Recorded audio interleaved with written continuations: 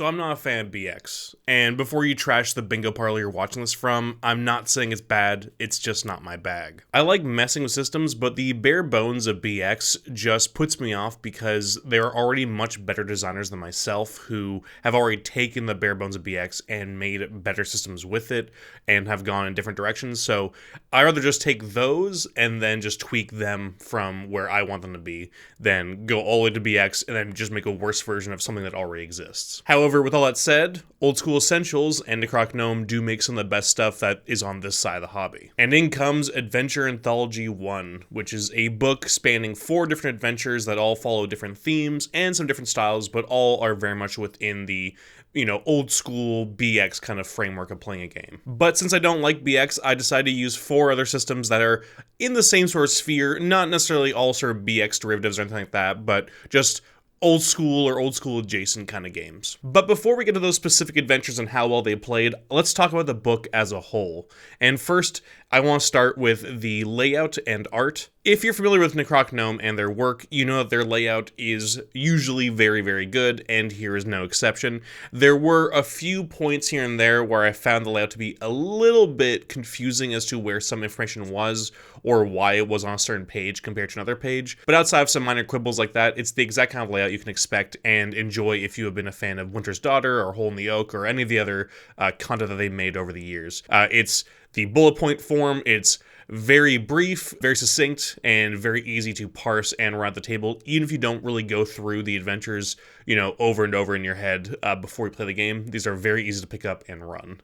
And a lot of that is thanks to the layout. As for the art found in the book, this is the typical black and white kind of art that you can expect. It's good, it's evocative, it's thematic, it works for what it is, but if you buy a lot of these products or play a lot of these games, none of the art there in that section is going to be all that different than what you're expecting from a lot of other, OSR and especially Necrotic Gnome works. So there's some familiar artist names, and it's all pretty good, but there's nothing right there to really report back on that stands out, except for one. There is one that I would call probably my number one contender for best piece of art depicting either fantasy gaming or just old school D&D. I absolutely love it. It's not my favorite piece of art ever or the best fantasy piece of art I've ever seen. It's more just that if somebody were to ask what are the vibes of what old school D&D feels like, or what are the vibes of just general dungeon crawling and fantasy gaming feel like, I would point to this one and be like, that's fucking D&D right there. However, it is depicting a scene from the Jeweler's Sanctum, the first adventure in the book.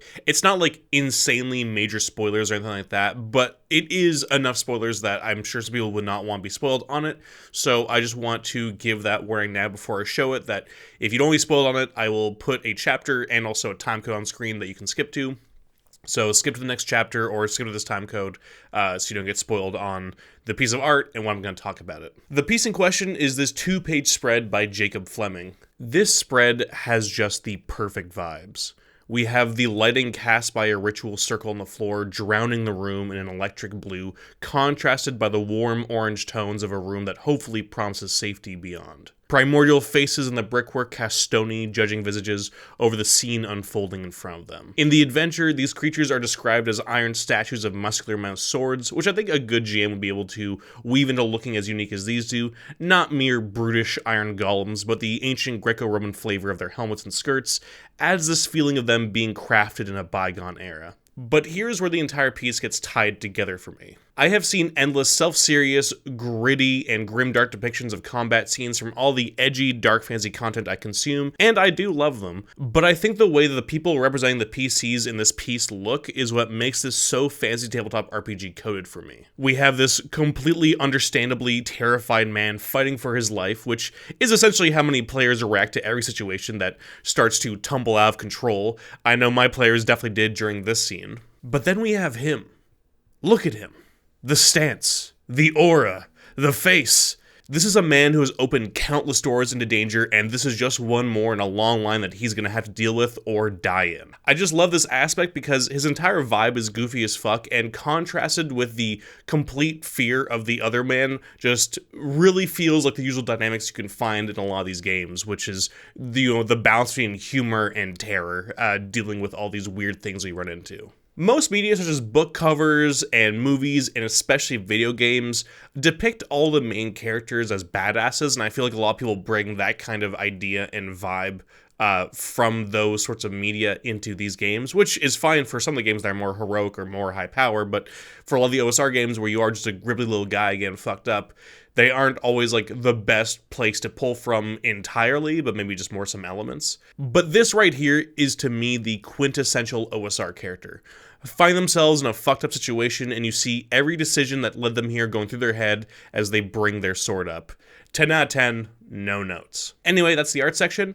I'm going to go through each adventure as they appear in the book. I'll cover both what I think of the adventure as well as how well it ran with the system I chose for it. But before we get to that, I just want to say two quick things. I also have the Adventure Anthology 2, so if you end up enjoying this video, let me know if you'd like to see that one and also what systems I should use for it. I might get weird with it. I might use non-OSR games. Like, I was thinking that it would be cool to maybe use, like, Shadow the Weird Wizard for one of the adventures in that one. But also, if you have any other ideas, like Merkborg or, you know, Black Sword Hack or whatever game that you want me to see run for that game, let me know. I also want to say a huge thank you to my patrons, since a bunch participated in these games and were able to help me run these games in a much shorter time frame than I was expecting to be able to do that. So big thanks to them. I had an absolute blast with a lot of them, and it was very fun to do this little weird experiment with them and see where things ended up with the different systems and the different games. If you want to become a patron yourself, you'll get videos a day early, access to a Discord channel, and sometimes get to vote on videos. Alright, so I'm really bad at being able to cut off what is and isn't spoilers, so this is your general spoiler warning for the entire book. I will be cutting up every adventure into chapters, so you will be able to see which adventures are where, and if you want to skip some because you don't want to be spoiled on it, or if you don't care about some, you can just jump around to the different chapters and just do it that way. So this is your spoiler warning.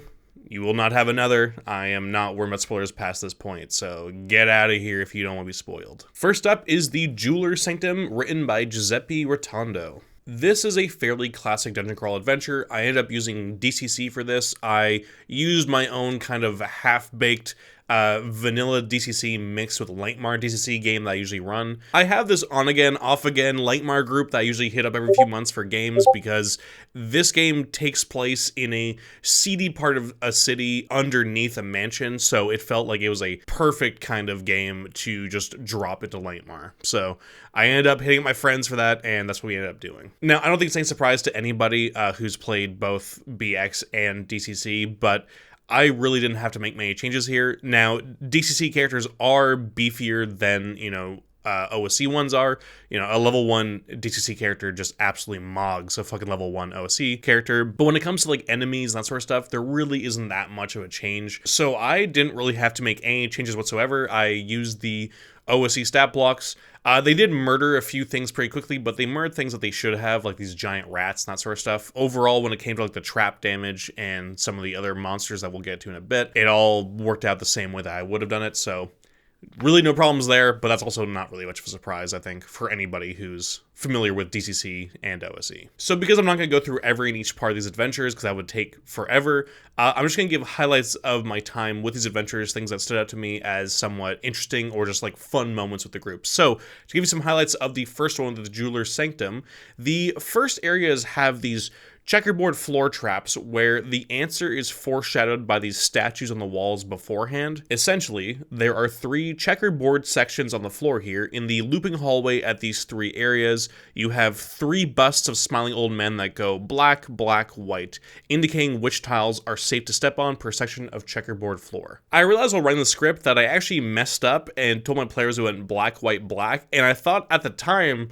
oh, this is like really mean, but also very brilliant of the jeweler who made this really obvious puzzle and ended up being like, haha, I'm going to make a twist out of it, so even if you get the right answer, I'm going to fuck with you because, you know, I don't want you in my dungeon.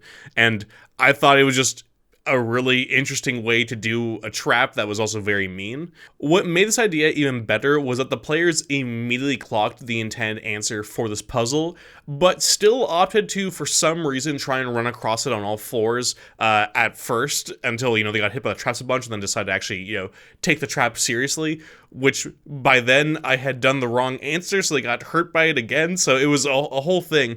But overall, I am somewhat exonerated because despite it being so obvious and them knowing it was so obvious, they still decided to completely ignore it at first and try and do it their own way and get hurt for it. So because it happened that way, with them clocking it and then ignoring it, and me fucking up the puzzle entirely, I thought this was some, like, brilliant meta commentary on, you know, the gamification of, you know, these trap designs in these games that make no sense by the creator of the dungeon. But it turns out I am in fact just illiterate and my players do not want to follow their own logic. So it was a very good matchup for my mistake that I made.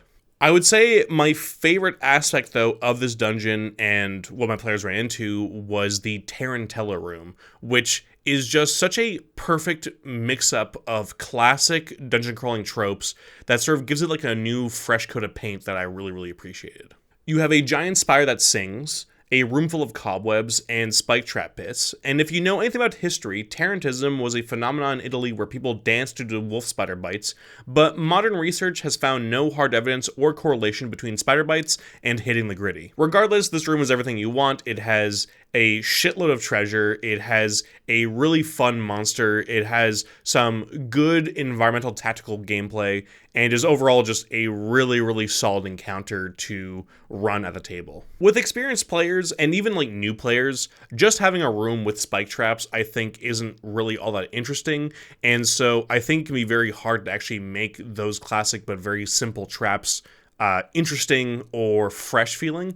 But this spider, which is also, you know, there's another giant spider throughout this adventure. So like giant spiders are like in almost every classic adventure, if not most. I would love to see what the actual stats are on like the amount of giant spiders to publish adventures.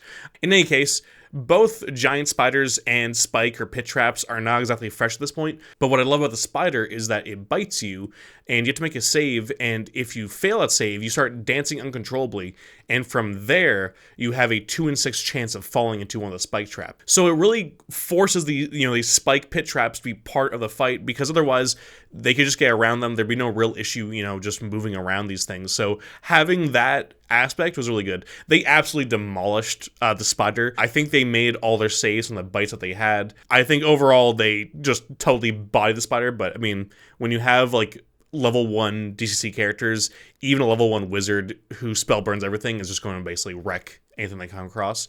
So it wasn't too much of a fight for them, but it was a really fun encounter. They were especially worried. There was a constant fight of like, should we leave because there's one person stuck in the room with that spider and we're not? Maybe we should just get out of here. So it was a very fun encounter for that. Outside of that, there are some other really fun elements to this dungeon that I really appreciated for a larger campaign. If your players are looking for a good base of operations, not only is this in a city that you can just sort of plant, in whatever city it's in your world, which is always helpful to have a base of operations, in urban center where they have access to a lot of stuff, but also there are facilities and resources here for creating magic items. There are the traps there to naturally protect it from, outsiders and that sort of thing. I genuinely think that this would be a fantastic dungeon to take as just a compound, even if you don't use it for the dungeon crawl itself, but are like, hey, maybe we have in this world some guys who literally sell dungeons that are like, already like prefabs, and like just give those out or whatever. But if not, it'd be really fun to have a low-level party or even like a mid-tier party sort of clear the dungeon out and then sort of take it over for themselves. But even so, I think it'd be really fun for a low or mid-tier party to move into this dungeon and, slaughter everything in it and completely clear it totally and take it over for themselves. That's essentially, even though it was a one-shot, what my players did, because the thief used their forge documents ability that's in DCC to basically forge a deed looking at the owner, the grandfather who owned this place who died long ago, using his handwriting, because they had like some scraps of paper written by him, to make their own deed for themselves. They were hired by the grandson of this grandfather, obviously the grandson. Okay, you know what I mean. The grandson who hired them, their employer, sent them in here to basically clear this place out. So what they did was they went through, cleared out a lot of it. They wrote that deed, like I mentioned, went back to the top of the dungeon to go talk to the employer, told him, oh yeah, it's totally clear. By the way, your grandfather left something for you. It's in this room all the way in the back. You're going to go through there. The traps were still fully operational. They did not tell him about it. And they basically just told him everything's all good. You're all clear. Your grandfather really wanted you to go get this thing by your own hand. And they convinced him, and he just ran down that hallway, and like moments later they hear a scream as the different traps went off and totally obliterated him. And they just walked off with a new deed for this underground dungeon that was all their own. Outside of that, there was some other fun stuff, like a funny joke with the rat leader I won't spoil here, just because I think it's actually kind of funny just to read it yourself. It's not really a big deal or anything. It's more me not spoiling just because I think it's funny to read it yourself, more than like, oh, it's a big thing you need to know. But outside of that, I think that's pretty much everything. I really enjoyed this adventure. I'll give more of a conclusion for these adventures at the end of the video, so let's move on to the next one. Curse of the Maggot God by Glenn Seal is a pretty nasty and other classic kind of gross and grimy dungeon crawl. It takes place in this dungeon that's opened up from a broken-in sewer line, so that gives you an idea of the kind of like stench and stuff they're going to be dealing with in there, especially with something called a Maggot God in the title. I did not run this for the same group as the last one, even though I think it would have worked great because it also takes place in the city and it's also grimy and gross, but I instead thought this sounds like the perfect adventure for Shadowdark. It probably would have been great for Merkborg too, probably would have been even better for that, but I wanted to run Shadowdark, so that's what I did. This is the slimiest and grossest of the adventures in this book. All the other ones are more, I think, just pulp fantasy. This one definitely goes into a lot more like the sort of like grimy grayness of like dark fantasy, I would say. It has the players trudging through a sewer, basically to find the cult of this Maggot God that they're worshiping, and also try and find out what happened to this municipal laborer that basically got grabbed out of the darkness when they opened up the sewer line. Basically this like sewer worker just got grabbed and dragged in, and you basically got sent in to go and help them. Try and see if they're still alive and bring them back if they are. So essentially the party is hired by the Sewerman Union to go and find out what happened to their own and try and save them from whatever fate they might find in Asmongold's house, and if the players stay in the working class, they'll take this job. Very similarly to DCC, I didn't really need to change much here with Shadowdark from OSE. I changed some stat blocks, but overall, just like DCC, Shadowdark is a little bit beefier in some ways, but not so much that the numbers in the book aren't good enough for what you're dealing with. I had no problem running it, and it was pretty brutal. They had some pretty close encounters, and I'm fairly sure they almost died like 2 or 3 times while they were playing, so it totally worked completely fine without too much work whatsoever. However, I did learn something from last time when I ran Shadowdark before this time, and that is to keep things more abstract. I still think it's good to use a grid or use a dungeon or whatever, because at least for me, visually, it helps me to be able to see, okay, this is the room we're in, this is the room we're going to, this is where things are, oh, there's these main monsters. But overall, when just moving around, I would say don't worry about having to follow the grid exactly, because in Shadowdark, even outside of combat, you are basically in an initiative order where you sort of go from one person to the highest and then you just go clockwise. That became a slog. It's a very good system for keeping things moving fast when you have things to do like in a room, but if you're far enough away from a room where it's just like, we're gonna move for like essentially 3 turns or whatever it might be, where not a lot is happening, you know not a lot's gonna happen, you're not rolling any encounters that are coming up or anything like that, there's nothing wrong with just being like, let's just move this along. Let's just skip the next thing of like, okay, going you all just move. So I think that's just something to keep in mind, that like, even if you do use a grid or use a map, because there's really good maps, especially that comes with the digital versions of this book, don't hold people to having to walk every foot there. And I was trying not to do that the first time I ran it, but it was one of those things where I was like, okay, well, this is the procedure. I wanted to use the procedure as it's meant to be used, just to see how it works, and I didn't like it like that. Whereas when I play it with a more abstract kind of style, it works perfectly for that. So just keep that in mind. I also ended up using Shadowdark on Foundry, and I have to, like, really give a lot of praise to the people who designed it and made it, because it is such a good amount of work. It's so high quality for literally no money at all. You don't have to buy a compendium or anything like that. I'm sure there's probably some digital stuff that's being made for it, but you can get so much stuff just for free. You can easily generate level 0 and 1 characters at a click of a button, and you can just drag and drop stuff from the SRD. It has the torch mechanics built in. There is some fiddly stuff here and there, but overall, out of the box, it works really well, and again, costs you absolutely nothing outside of, having Foundry before anybody says anything like that. But yeah, if you have Foundry and you want to play Shadow Dark, honestly, it might be the best platform for it. I've had no issues with it. It's so well designed. Like, props to people who made it, because goddamn, is it a good system for Foundry. Okay, so I will be honest though, I probably have the least to say about this adventure of all 4. Nothing against the adventure. It's a very solid adventure, but it is a bit tropey in the sense of, like, you got giant spiders, you got troglodytes, you got this cult, and it's also that, like, no problem with that. And there are some fun things, like some fun magic items, that sort of stuff. It's not bad. It's just, I think it falls into the category of, like, this is actually a pretty solid starter adventure. You aren't dealing with too many things that are, like, super crazy or hard to deal with as a new GM.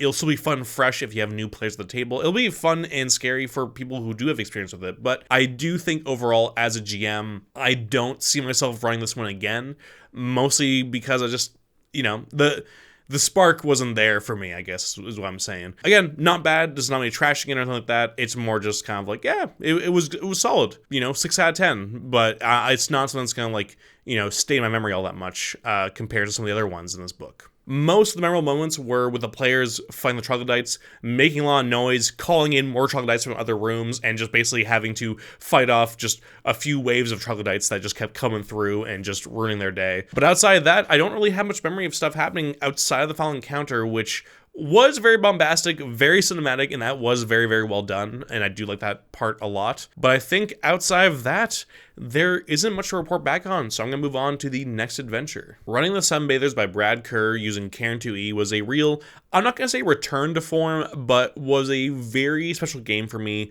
for reasons I'll elaborate on now. This will not have much to do with the adventure itself, so it'll be kind of rambly and not have much to do with it, but I don't know, deal with it, I guess.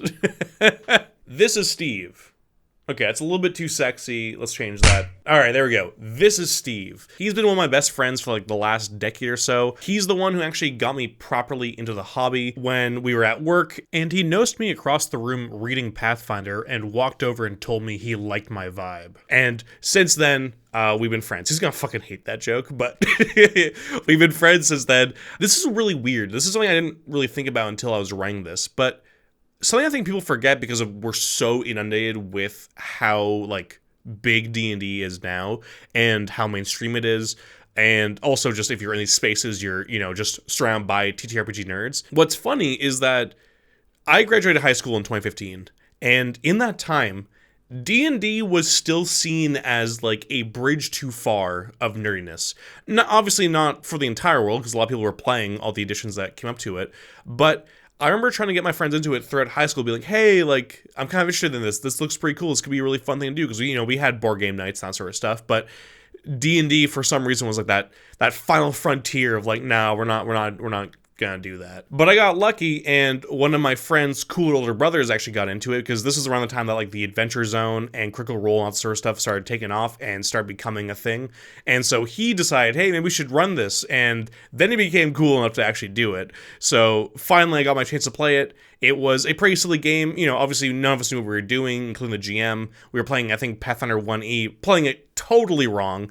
But after that, I was like, oh man, I'm into this. Like, sure, it was silly and stupid, but like that was like a really fun time. And I really enjoyed myself with it. And after that ice had been broken, basically Steve came in and was like, all right, let's play Curse of Strahd. I'll run Curse of Strahd for you and your friends and show you guys like the ropes, because he'd been playing D&D for, I think over a decade at that point. Since then, since that Curse of Strahd game, I have been fully immersed in the hobby and have never looked back. And after that Strahd campaign, I ran a full homebrew campaign, which could actually be fun to do a video on because of all the things that went wrong with that campaign. It was fun. It was sort of like a witchery, monster huntery kind of thing. It was nothing like, super interesting past just the fun of playing the game itself. But I learned so much from that game. Lessons I will take to my grave in this hobby because, goddamn, you learn a lot your first time of how many things you do wrong. So after that game fell apart, I wanted to run Tomb of Annihilation because I wanted, to try my hand at the, the 5e grand campaigns that everybody was so, like, crazy about. And, we had a lot of fun with Chris Strahd, so I was like, oh,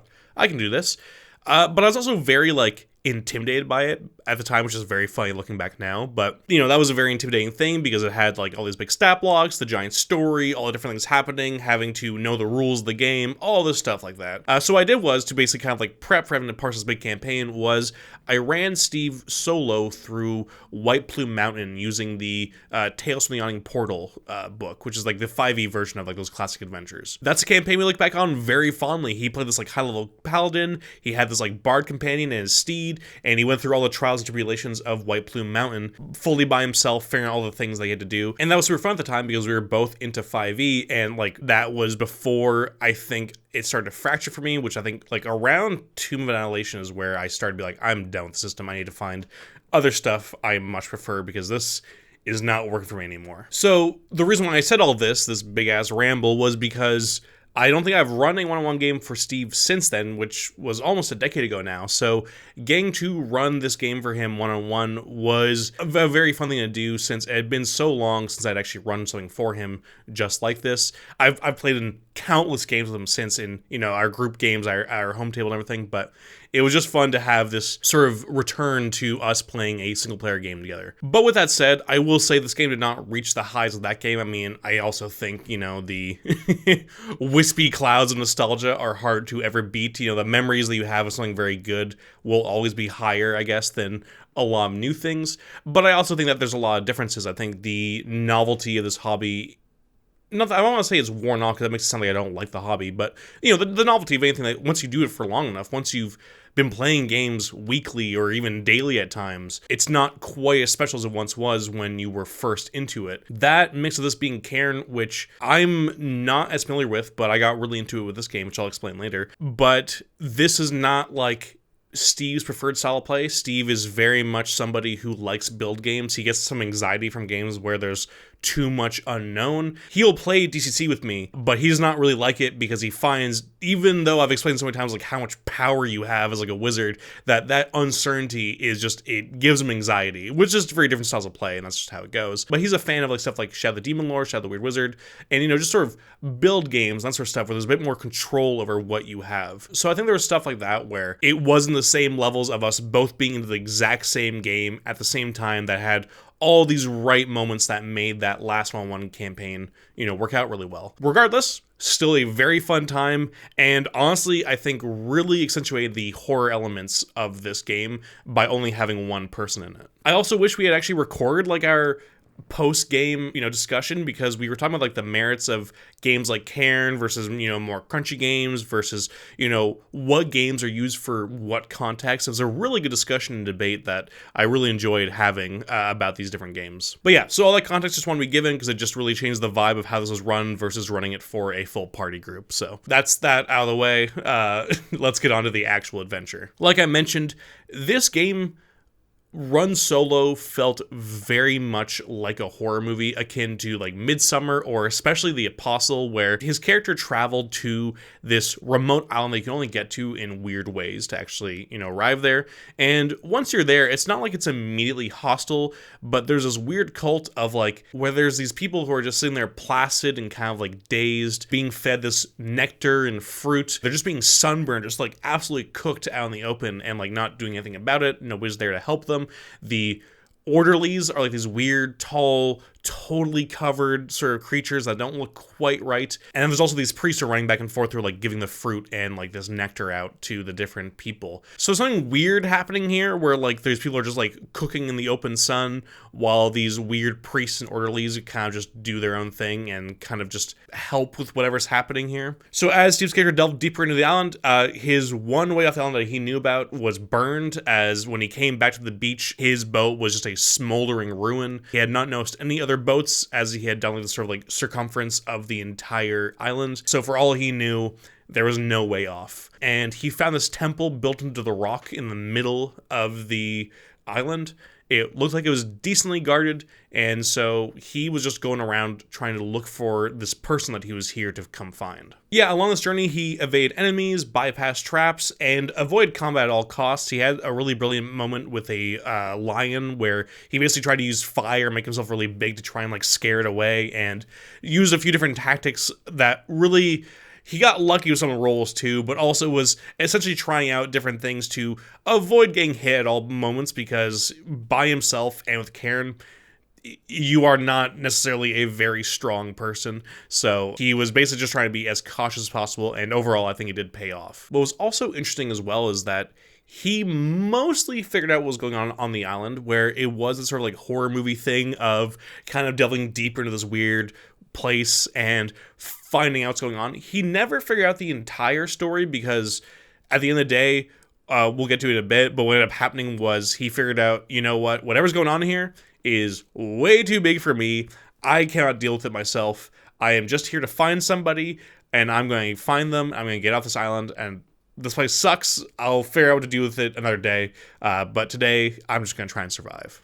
To give a brief description, there's a cult here that is dedicated to a goddess of oblivion, essentially creating a big ball of bodies akin to the one from Castlevania, with the help of a large group of harpies. This dungeon is full of really interesting ideas and traps and puzzles, but overall there is one thing in particular I really want to talk about, because it is a magic item that is just so brilliant. It is completely congruent with the dungeon itself, that I haven't quite seen anything like it, or at least I have not seen anything quite like it in a long enough time that I don't remember anything quite like it. It's a really brilliant magic item that I think people could take a lot of inspiration from. I could probably do like an entire video on it. So essentially, one of the hooks, and the one I used, is the party is here to find the champion Orsolocust, who is known to have a magical boat.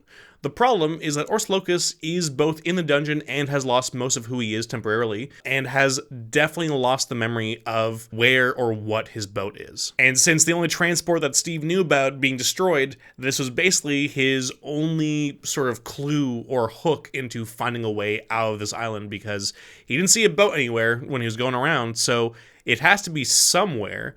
If it was not destroyed, but that was basically all he had to go off of to try and find a way off this island. Luckily for my player, this dungeon has like 5 different entrances, and he just happened to find the one that leads directly to Orsolocust in this bathhouse. But unfortunately, Orsolocust has been completely weakened by this nectar that they force into him. He has lost most of his memory. Steve was able to sort of drag him out of the bathhouse and sort of get his memory back, but he realized, okay, this giant man who could be an asset is actually basically a burden right now, because he's lumbering, he can't really move much, he definitely can't fight, so he's not going to be much help at all in this, fight to come or the exploration. So he kind of just left him there in the bathhouse, and then was like, all right, I'm going to come back for you, don't go anywhere, I'm going to go try and find where this fucking boat is. And so he went off, and he sort of had a whole adventure going through the temple. So through all this and many crazy escapades, I'm going to have to skip right now because it's just going to be too long for this video.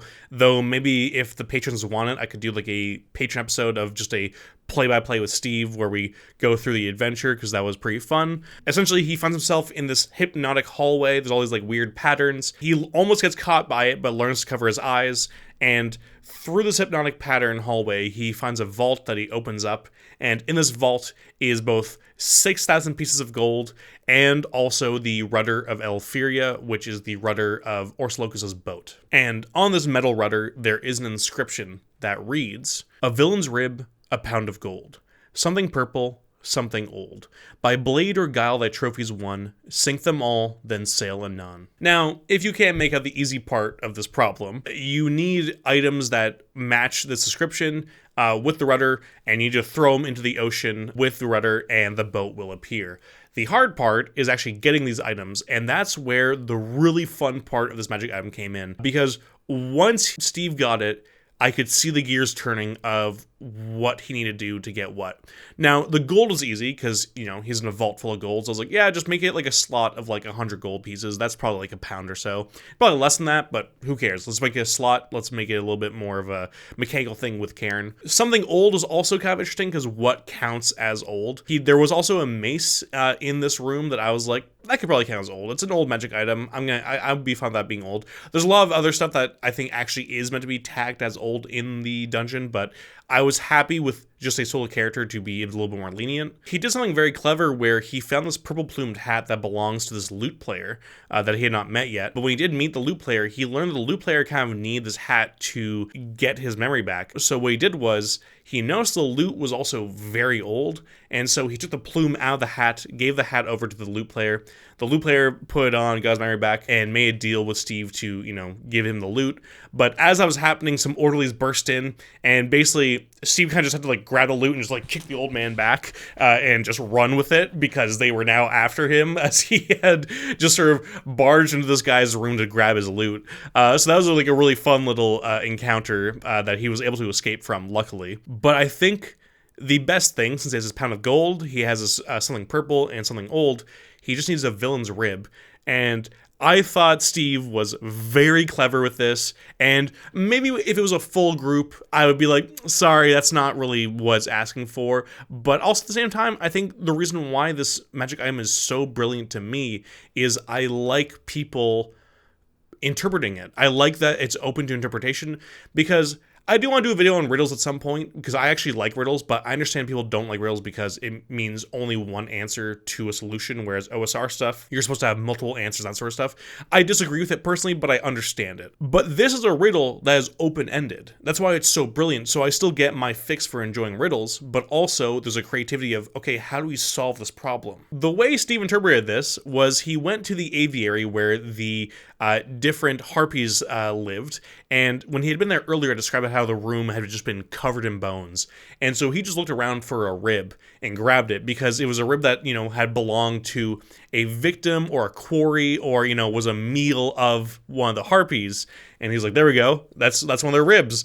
And I was like, that's very clever. I thought it was a very, very funny way to do it versus, cracking out a rib from one of the priests or the harpies or whatever. And I allowed it because, again, solo player, so you don't have anybody to bounce ideas off of. And also I just thought that's kind of creativity and out-of-the-box thinking that I think should be rewarded. And I know a lot of people who are super hardcore OSR be like, no, I would never do that. It has a specific thing it wants you to do, and that's not correct. But I say, fuck them, because this is better, and it's my game, so get fucked. So Steve gathered everything together, grabbed this new thief friend he made that he found in the dungeon, and also Orsolocus. They booked it for the shoreline, and they threw everything in there, prayed it would work. They're being dive bombed by harpies, and the ship appears, they jump on it and just sort of sail off into the distance, too fast for the harpies to keep up, and sort of live to fight another day. But yeah, so overall, the adventure itself was very fun and very cool, but that magic item I found just so special. I had not seen anything quite like it, where it really incorporates riddles in a way that's more open-ended, and I think it's a very good lesson on how to do riddles. If you really want to do riddles in your game, this might be the best way to do it, because I've actually had players get mad at me. This was early on when I was doing a 5e game. I had one player actually get mad at me for having a riddle there, even though it got solved by another player, I think in 2 minutes. He was really angry that I would put a riddle in the game. I was like, all right, man, Jesus Christ. I didn't realize people hated riddles so much. I thought they were a fun classic thing that you do in a lot of different sort of media. And also, I enjoy riddles, even if I'm not the best at them. But if it's more open-ended like this, maybe that's more what people want, and I think is a better way to do it. Also, before anybody mentions it, I did not plan on running Brad Kerr's game with Yohai Gal's game. I know they're both the host of Between Two Cairns. It just worked out that way, I swear. It was not my intended thing to do that.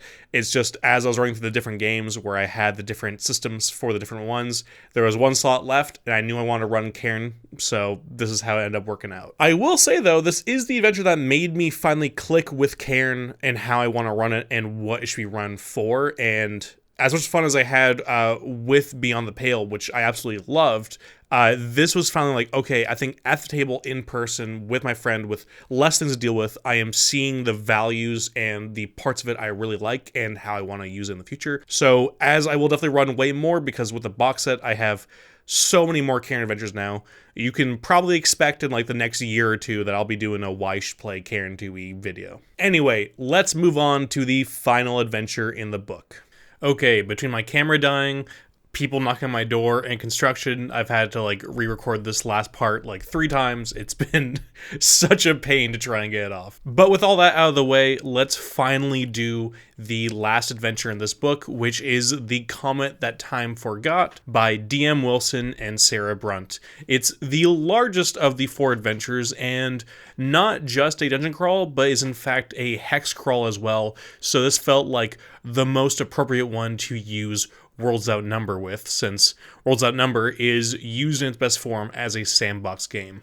I ran this in 3 sessions that were all about 4 hours long each. I don't recommend that. This is a pretty dense adventure with quite a bit of content and a lot of space to do and see different things.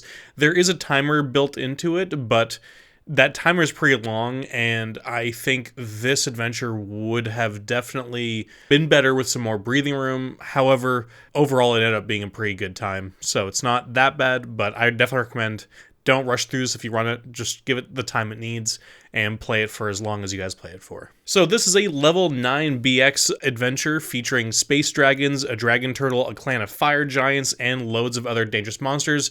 So most of session 1 was them making level 5 Worlds Outnumber characters, because that felt like it was pretty on level for what I wanted, for it still being dangerous, but them being pretty powerful. And that turned out to be the right choice, because level 5 has a lot of stuff for Worlds Outnumber characters, but they were still, at the end of the day, very squishy, because you still don't have that many hit points, and there's a lot of creatures that do a lot of damage in this adventure. One thing to keep in mind, though, I think I've talked about this before in past videos with Worlds Outnumber, but Worlds Outnumber does actually need a bit of conversion. I think that of a lot of the games in the space, it is the most build focused, and it's also like the one with the most extra mechanics that I do think going 1 for 1, especially with mechanics like the shock mechanic in Worlds Outnumber, things like that do really change how those games work. They aren't like impossible to convert, and even if you don't convert it, it's not gonna be the worst thing ever, but you do need to be aware that the characters are much more powerful than you might expect, especially if they know how to build the characters properly in this game. You can have some pretty crazy characters even at level 1 or 2. But even with this changing the game quite a bit, I didn't have to do too much work. I believe there's a book called Those Beyond the Walls. I'll put it up on the screen right now in case I'm wrong, but it's a bestiary that takes a lot of old school D&D monsters and turns them into Worlds Outnumber stat blocks. It's a fantastic book, highly recommend it. I think it's honestly a must-have for anybody who wants to run a lot of Worlds Outnumber stuff, especially with converted D&D stuff. So if you are doing that, I highly recommend it. I think there's a PDF version. I don't know if there's a physical version yet at all, but I think it's at least there's a PDF version on DriveThruRPG. Super recommend it. It's very helpful. I did use it a bit in this book, just because, like I said, the stats are different enough that it's usually helpful to use it. Also, this was with a group of friends who I do enjoy playing with, so that may have changed how I ended up playing, but this ended up being a very silly 3-shot. Sillier than most of my games. My games tend to like line more on the silly end because I'm playing with my friends, even if I do really like horror-y or like hardcore stuff. Because you're playing with friends, they're just usually going to end up being somewhat goofy or silly or just kind of, you know, more informal because, you know, you are playing a game with your friends. But this was even further on that end, and so that does skew, I think, necessarily maybe how the tone was supposed to be taken, because the tone of this one is very gonzo or out there, because essentially the general story is that the PCs fall through a portal onto a comet that's going to be destroyed in 2 weeks. They begin at the sort of front of the comet, like where it's all icy, in this like Neanderthal city. They are told by the Neanderthals that they have like a vision that the comet's going to be destroyed in 2 weeks, and that the fire giants on the far end of the comet, like basically where the tail of the comet is, they have the key to the portal to let them back out and let them out of this, you know, horrid doomsday comet that they just found themselves on. So they start in this Neanderthal city where the portal is, and then they make their way through this lush forest and then into Timu Mordor, and that's basically where the adventure ends once they are able to retrieve the key from the dungeon, which is the fire giant stronghold. On their travels, they'll meet all different kinds of factions that are across the comet. I tend to play them as pretty silly or annoying or just like downright stupid. And overall, it was really funny as hell and just really dumb. It was not a serious game whatsoever. It was not like the high-level political faction play you might want from some games. for whatever reason, whatever mood I was in for these games, I was just being a real fucking goofy idiot.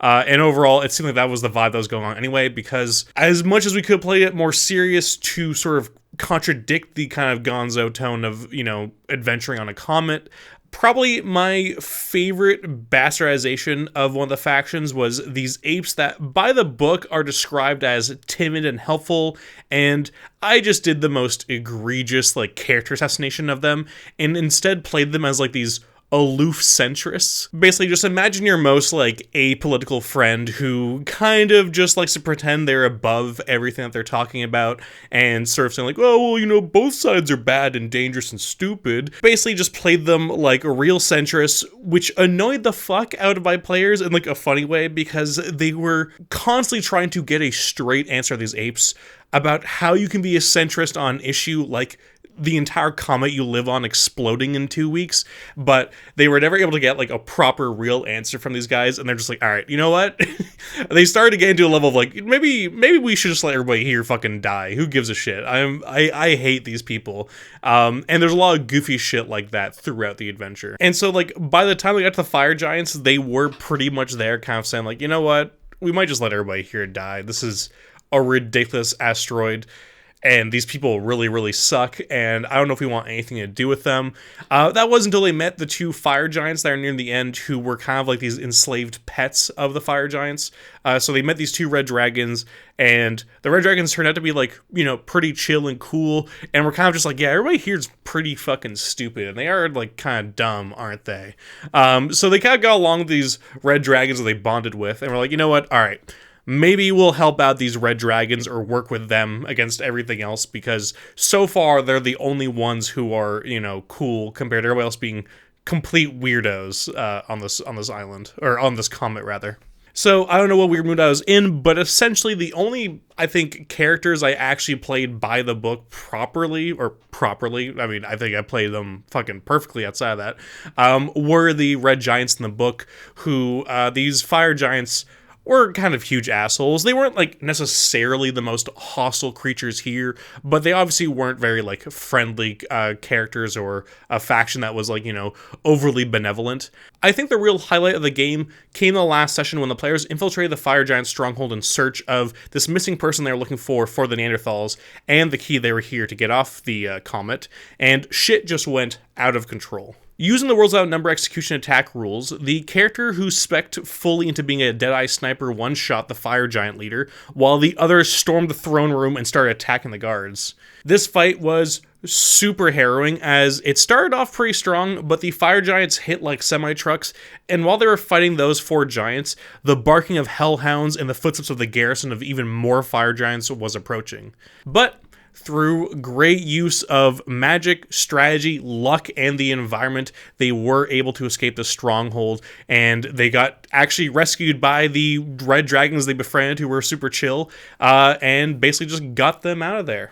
Outside of that, really epic conclusion to the adventure, the overall overland travel was mostly roleplay with the different factions. There was some combat here and there. Them finding out about some of the different monsters that were here, a lot of, dinosaurs and that kind of thing. It was, very pulpy, very out there. And that's why I think I wish we had spent more time with it. But because of just, some of the time constraints I had with my schedule at the time of running it, and also because I know the players were pretty busy, and I think we're playing on Friday nights. I don't want to take up, people's Friday nights over and over again. So 3 Friday nights in a row is a big ask from a lot of people these days, because, we don't all have Friday nights just to play games. They want to do their stuff with their families or whatever else. So 3 was all I had, but I do think if I had maybe 5 or 6, that probably would have been the sweet spot, especially since one session was mostly taken up by making characters, high-level characters at that too, so it did take a while to make them. So it ended up being more 2.5 sessions more than the, full 3 sessions of gameplay, which might have been enough, honestly. They were, really booking it across the island, but, I didn't have the factions who all have their own different side quests and their own problems with different factions and the different intrigue you can do. I didn't really spend too much time with those. I kind of put them down here and there if the players were interested, but the players seem to have, a pretty big, eye on the prize kind of mentality of just trying to get the keys from the fire giants, especially with how annoying and stupid a lot of the factions end up being. They're kind of you know what? I think we're good. I don't think we want to help this guy out that much. But I did put those little hooks out there, and they didn't really nibble on any of them except for like some of the ones from the Neanderthals, and that was about it. So this was a really fun experiment. I do think for the second book, it would be fun to try systems that are not OSR or not even OSR adjacent, such as using something like, you know, Shadow the Weird Wizard, or just maybe some other strange games that could be fun to try. I don't know if I'd want to use something like Lancer for a dungeon crawl, because that just might completely be so far that it wouldn't be useful to anybody as a review, but could be very fun to see as an experiment. But overall, I think this kind of showed what many of us already know or have experienced, which is a lot of these games are very interchangeable and they do work really well. I do think that a lot of people are worried about how well they might work together when you haven't done it enough, but like once you do it enough, or once you're comfortable enough as a GM, a lot of these really do slot into these games so easily, and I think that helps a lot that Necrotic Gnome and OSC make very easy to run and very easy to parse adventures that are not like a slog to read through. Sometimes I read through some of the older adventures that people hail as like great ones. I'm like, man, this is fucking boring. Can we just get to the parts that matter? And I feel like these do a good job of that, of still giving the tone, still giving the flavor, still giving all the description you need to sort of jump off and, you know, put your own voice into it for your players, while also not boring you to death or being hard to run at the table. I think without question, the ones that required the most change, or I think the most conceptual kind of frame of mind changes, were definitely Cairn and Worlds Outnumber, where I had to look at the adventure a little bit differently with those two for very different reasons. That's the very funny part, is that Shadow Dark and DCC, honestly, not that different in terms of style of play or what you're given, so they were pretty easy to run. But Cairn is so rules light and so narrative that it makes the players have to deal with the issues in front of them completely differently, in my opinion, and not in a bad way or good way, but just a completely different way. And Worlds Outnumber is so much more build focused and given so many more specific tools on your character sheet that it's still OSR, but it does go into that level of having enough tools that you're kind of looking at your character sheet for the solutions, not always necessarily outside the box thinking, though that's not to say I put it, because I think people are going to take that as me saying that you don't need out-of-the-box thinking for Worlds Outnumber, which is absolutely not true.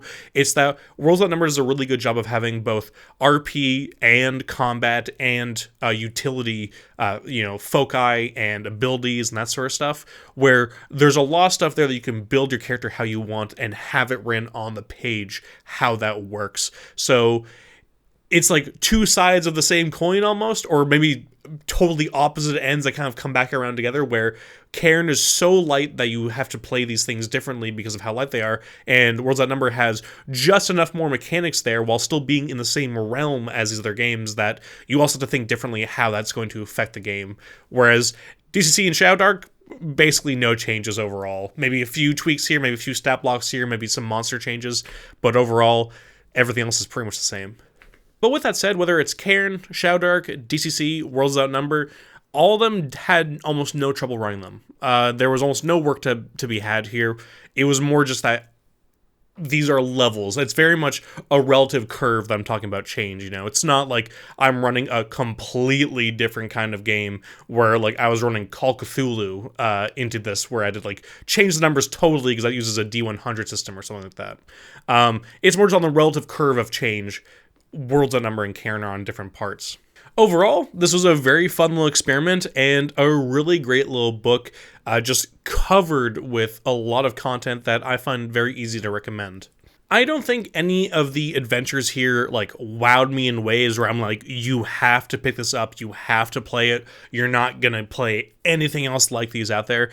It's not like that, but I think this is a solid book to pick up if, like, you're running a campaign and you just want some ideas, or if you want some adventures or dungeons to populate your world with. I mean, the first two, if you're running a game that has a city or is primarily an urban adventure, these are two dungeons that are perfect, especially for earlier levels. Like I said, the Jeweler Sanctum is great if they want sort of a sanctum to themselves that they can sort of, work for and keep for themselves. The Maggot God one is just a fun classic dungeon crawl where they can get some good loot and kill some monsters, so it's always a good time. The third adventure will be great for, finding a missing NPC that you could slot in instead of Orsolocus, that the players have, really gone to like, who's gone missing. Or even if they are doing like a sea adventure where they got, swept out at sea or lost or something happened like a storm or something like that where they got taken in and it's more of a survival-y campaign, and then, oh, they found an island and this feels like, oh, finally we, maybe we found some sort of salvation here, and then it goes from, oh, salvation to something is very, very wrong here, and we have to get down to the bottom of it. So there's great stuff to do with that one that I think is very versatile depending on what kind of campaign you're running. And finally, the last one where you get, spawned in onto a goddamn comet that has a bunch of crazy factions, different biomes, weird people, very high-level monsters that are extremely scary, and just a lot of territorial and faction-y kind of stuff going on. I think that's just a great one if you have a very high-level campaign and you're looking to just like mix things up and you just want, something that's a little bit crazier and out there, or just like, oh, we've been doing all the same stuff for a while, or we've been on the same area, and I kind of would just love if maybe I could just really shake things up a bit and see what my players do with this sort of new kind of horizon they're dealing with. Because one thing that's very interesting about this is that when they get the key for the portal, it doesn't take them home. It takes them to wherever they want to go. And that could be, maybe there's a planet that's like outside that they can see that they're like rocketing by. They're like, let's go to that planet. Let's go see what's on there. And they can go there, or they can go back home, or go to like a different empire or continent or totally different dimension, who knows. But that can just lead to so many other places for your campaign to go if you are looking to shake things up or get things a little bit more rowdy. Anyway, that is the Adventure Anthology 1 by Necrotic Gnome. I had a lot of fun running this. It was a lot of work. It was so many different sessions and different things coming together that I am so helpful for all the people. I'm so grateful for all the people who, actually signed up and helped me play this. And I think everybody had a really good time playing the different games. A lot of different people. There was a lot of overlap between different people who had been in different sessions, but there's also people who had been in one session and not the other. So it was a really, really good time. Anyway, if you want me to do the same thing for the sequel book, Adventure Anthology 2, comment below, let me know. And outside of that, thank you so much for watching. I hope you have a good one, and stay safe out there.